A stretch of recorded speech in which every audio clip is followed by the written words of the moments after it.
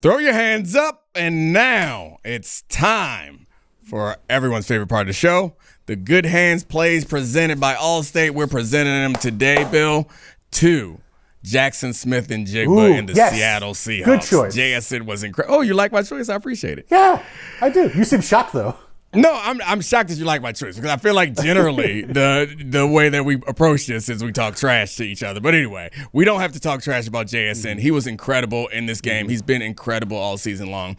He had more than half, I think 160 passing or receiving yards, which is more than half of the 130 was the rest of his team got. He had 8 receptions, which is the same amount of receptions that everyone else on his team had combined. He was their passing attack and a touchdown, and the most impressive part of it, for me at least, was the explosive plays. He's been putting up a ton of explosive plays this year, and he had another one in this game that was pretty much one of the most deciding plays of the game. So JSN and the Seahawks, you get the Good Hands presented by Allstate today. What do you think, Bill?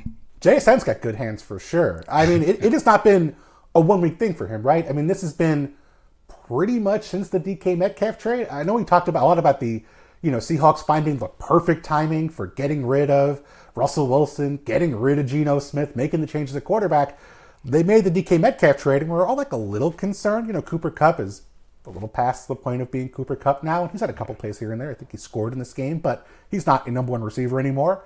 JSN fits perfectly. Him being the focal point of this offense has worked week after week all season. And it's not just one thing, right? It's not like they're scheming stuff up for him where he's just catching screens and getting tons of yak. It's not like, it's gimmick stuff. He is stretching the field vertically week after week. And it is, I think they've done a really good job of building in lots of runaways for him. He's going over the middle of the field really well. He's going up the other sideline well.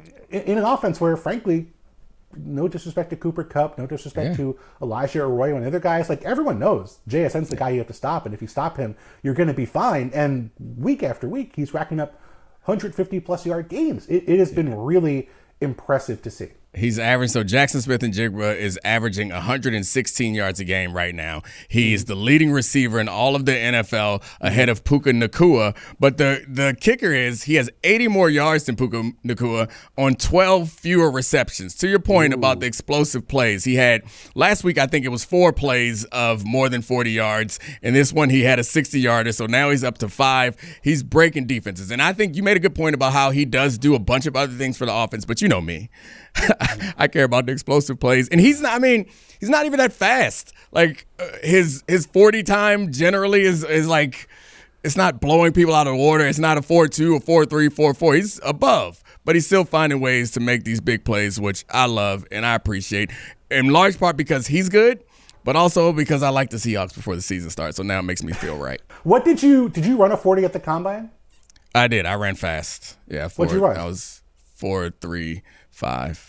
Okay, so when you said 4.35, sounds like you were stretching that. It was a 4.39, and you were like, "Let me." Oh no! I almost said 4.32 because it depends on where you look, which team you talk to. But it was 4.32, 4.35 was the range. So I went with the higher one to seem humble, but I'm not. So is it just that anyone who runs slower than a 4.35 is slow to you in perpetuity?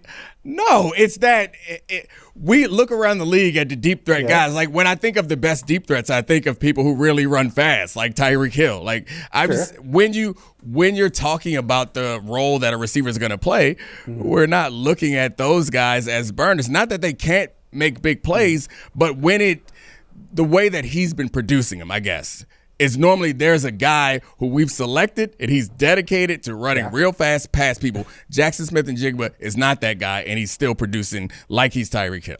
But at the same time, though, I think about Emeka Egbuka, who came into the league this year. I know he got hurt on Sunday, but came into the league as kind of he got the sort of Anquan Bolden hype, he's not that fast, but he's tough, he's tough. And then he's running by dudes every week, too. So I just think we're sort of underrating the speed of these Ohio State guys because they're surrounded by freaks everywhere else at receiver. And maybe just because they're not the fastest guy at Ohio State doesn't mean that they're not fast when it comes to Sundays. And I think that, they're doing a really good job of building stuff off of play action. There's lots of opportunities for them to run away from guys across the middle of the field. It doesn't have to be just like you're beating guys straight vertically and stacking them. I like, get it. It could be. I get it. I mean, but I'm saying there's more than one way to be fast. And I think, honestly, like, this is a bit of a sidetrack, but, like, 40 time is a lot more about technique than it is about pure speed. Like, it's about if you can get your start down well, which none of that really matters because on the field, he's incredibly explosive. As much as he was the story of the game, though, like, I think we also got to point out that the defense is back. There was a momentary week against the Bucs where we saw that Seattle Seahawks defense kind of fall apart and they got some questions. Like everyone else does this year. Yeah, they got bakered, but they're back because they got to play against the Jags, which... But not only are they back, Domonique, they were back this week without Devon Witherspoon, who's their best cornerback. Julian Love was out. Rick Woolen was out. They're down 3 starters in their secondary in this game. For a Jaguars team that, we'll talk about them, but for better or worse, it's not like they were terrible on offense against the Chiefs. They didn't move the ball against Kansas City for stretches of that game. It kind of felt like, okay, this might be a week where they can move the ball and rack up some points. And sometimes it was their own fault, but Seahawks dominated this game up front. Like, the Jaguars could not run the ball, and once they couldn't run the ball and it was just going to be on Trevor Lawrence's shoulders, it was a lot of we don't know what's coming out of Trevor Lawrence's hand when he throws the football throughout this game. Yeah, DeMarcus Lawrence and obviously Leonard Williams, they got a bunch of pressure. Leonard Williams, every now and then he does something that's just ridiculous. I don't know if you saw when he chased down. No, not the touchdown. When he chased down a receiver that was running down the sideline. Every now and then he does something incredibly athletic that reminds us that he's not a human being. But that defense, to your point, the front got a ton of pressure. And I guess we have to spend some time talking about the Jaguars' disappointment, or we could just stay on the Seattle Seahawks and be happy and have fun. I'll throw one thing out there. We can have fun. We can. You don't like trashing teams? That's what we're here for, Domonique. I mean, the part for the Jaguars is this. They have been the same team every week all season to me. Maybe they couldn't run the ball in this game. Maybe that was different. But they're sloppy on offense. And the difference has been that their defense has been able to make up for that by making big plays and forcing 3 turnovers a game. They didn't force any turnovers in this game. Did hold Seattle to 1/3 down conversion all games. So they're still good on defense. But when you're not getting those takeaways and the offense has to be sustained through the passing game, this offense is too sloppy to succeed. They had a 52-yard touchdown to Brian Thomas in this game, called back because Travis Hunter lined up offsides on offense. You cannot be having that happen. This team does not have that kind of margin for error when the defense is not forcing 3 turnovers a game. And Brian Thomas Jr. could have walked back to the huddle and been angry at Travis Hunter if he wanted to, but then he went on to drop passes that were very catchable across the middle. I know this team leads the league in drops, which is a convenient defense for people who love Trevor Lawrence and believe that Trevor Lawrence has come around and turned the corner, but he still hasn't quite done it. Even though they've been successful so far this year, to your point, the offense hasn't been consistent. And in watching this game, what jumped out to me about watching Trevor Lawrence was it feels like he doesn't know which throw is for which situation. Where, like, there are some that he lobs in there on the sideline when you're trying to rip a ball into the cover 2 hole with a fade, and he's like a soft touch. And then he's drilling these short intermediate passes that I feel like don't need to be drilled. It just doesn't seem as natural a quarterback that he looks like. He doesn't seem like a natural thrower of the ball to me, which sounds crazy, I know.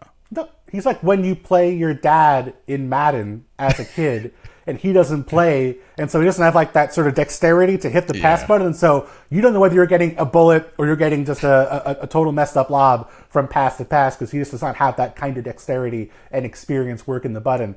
I just think this offense really needs a run game. I just think when you get Trevor Lawrence on 3rd and long, you get such inconsistent play. I think these receivers are still kind of sloppy. You know, like I feel like the routes are not being run exactly where you want them. I don't think necessarily that you're getting the kind of careful, reliable consistency you're hoping for. I think they missed Brenton Strange, who's on IR. That was kind of a good underneath option for Trevor Lawrence. But even in the Chiefs game, I mean, go back to the Texans game, the Chiefs game, they've been struggling on offense and then hit one big play against the blown coverage or one big play in a 50-50 ball. And that's great, but you need more than that to win. And when you're not getting that complete performance, the Jaguars aren't going to be good enough to pull this off against good football teams. Yeah, and I mean the Jags are. I think you're making a good point about how they aren't bad. I think sometimes we can only be binary, but it was a good win for the Seahawks. Which, like, I've been trying to figure this out. How good are the Seahawks? in relation to the rest of the NFC. Like, it seems like this year the point differentials are much closer. No one's pulling away. Maybe I'm being a little early, but I feel like normally by week 6, there's a clearer picture of who the very best team is. And I don't know, where do you think the Seahawks rank with in relation to the rest of the teams in the NFC? They're good. I mean, it's not like we look at any of these teams in the NFC outside of maybe the Lions and say, oh, well, that team is great. You can poke holes in anybody in the NFC right now.